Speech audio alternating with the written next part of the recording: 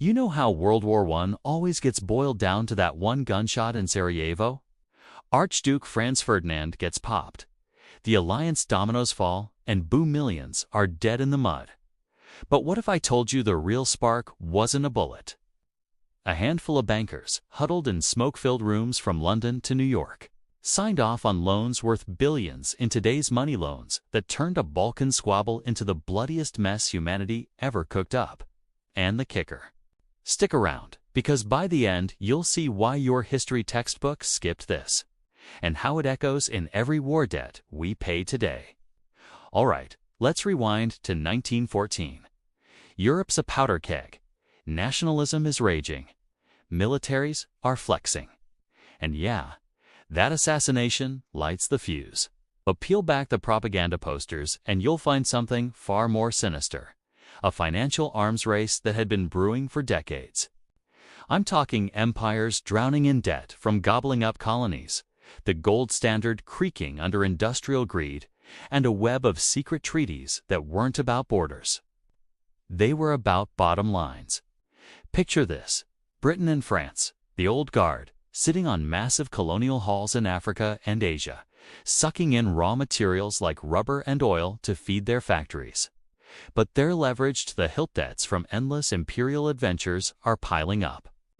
Germany, the upstart industrial powerhouse, arrived late to the colonial party.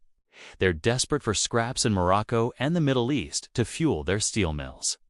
Russia and Austria-Hungary are crumbling giants, borrowing just to keep their multi-ethnic empires from fracturing, and pulling the strings.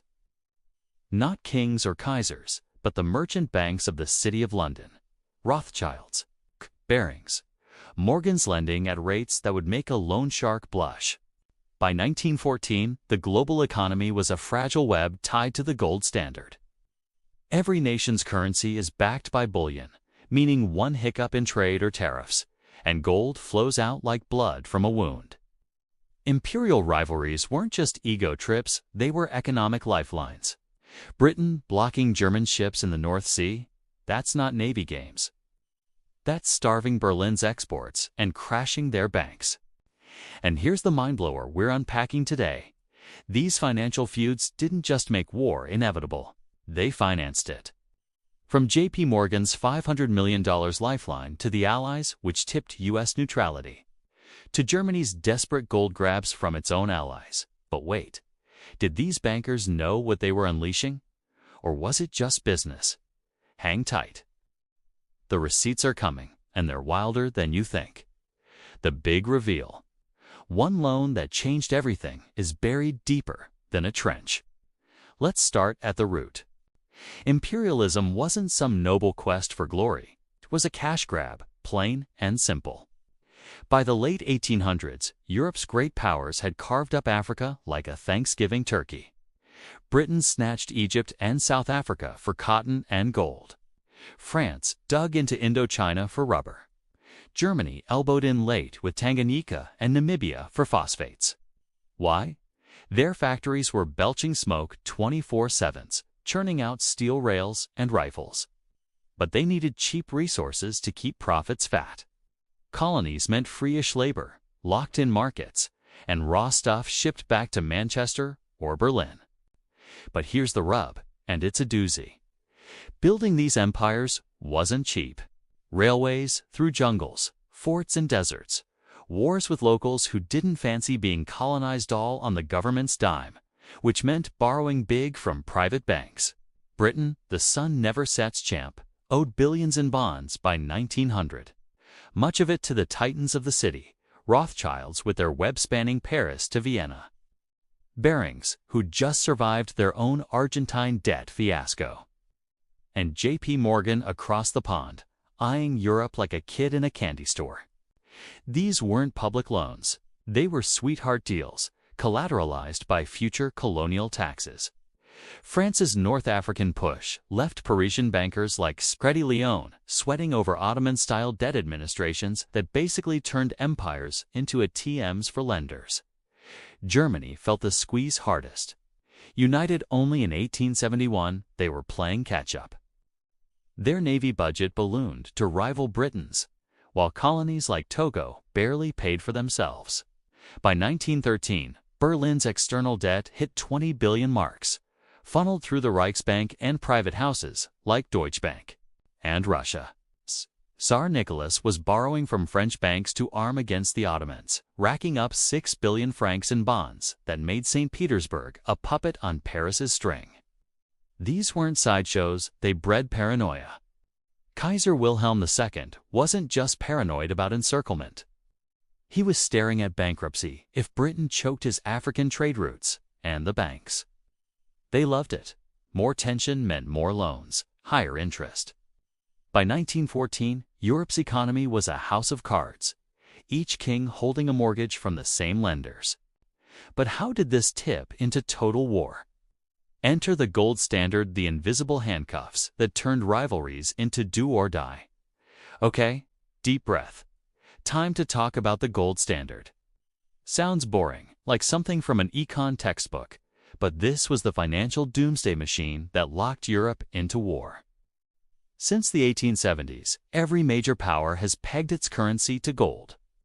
1 pound, 1 mark, 1 franc, all redeemable for a fixed chunk of the shiny stuff. It kept trade smooth, prices stable, until it didn't. Why? Gold is finite. Wars, famines, strikes, anything disrupting mining or trade meant gold outflows, currency crashes, and panic. Britain hoarded 40% of the world's bullion in 1914, thanks to colonial pours from South Africa and Australia. Germany was scraping by with Reichsbank vaults half empty after its naval buildups. When tensions flared, like the 1911 Agadir crisis over Morocco, where France and Germany nearly dueled over phosphates, the gold started fleeing. Banks jacked up rates to lure it back, strangling credit for farmers and factories. Can you imagine? A Berlin baker can't get a loan because the Kaiser's yacht fleet drained the reserves. This wasn't abstract. It hit my stomach. Unemployment spiked. Bread riots brewed. And the fix: more colonies for more gold mines. But colonies were zero-sum. Grab Morocco, and France seethes, and borrows more from Rothschilds to arm up. Now, layer on the secrets. You think alliances were just handshakes? No, they were IOUs wrapped in classified envelopes. Bismarck's Reinsurance Treaty of 1887. Top-secret Trucia promised neutrality unless France attacked, kept hidden to avoid spooking Austria. Fast forward to 1915's Treaty of London. Britain, France, and Russia bribed Italy with chunks of Austria and Albania to jump ship from the Central Powers. Secret clause: $50 million loan plus war spoils shares. And don't get me started on the Sykes-Picot Agreement. Carving up Ottoman lands like a pie, all hush-hush to divide up oil fields post-victory. These weren't diplomacy.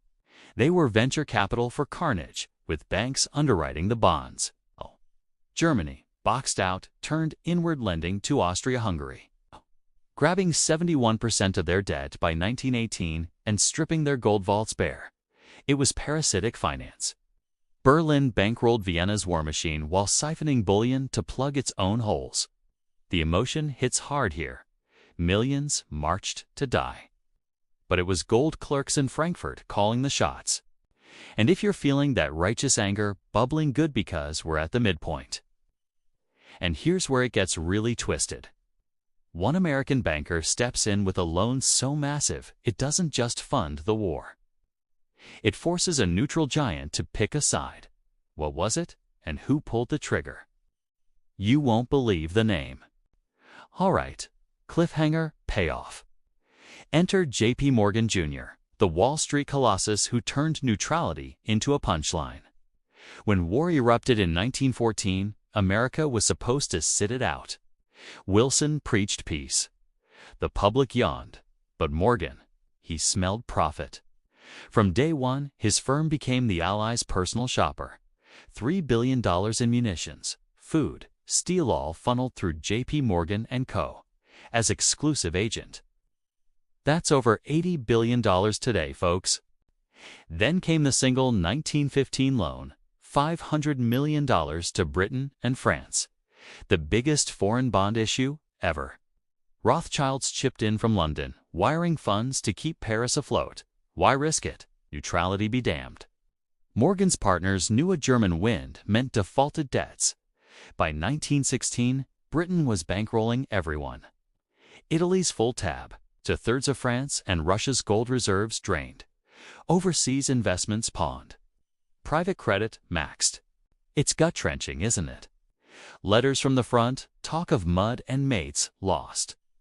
But back home, boardrooms toasted victory loans.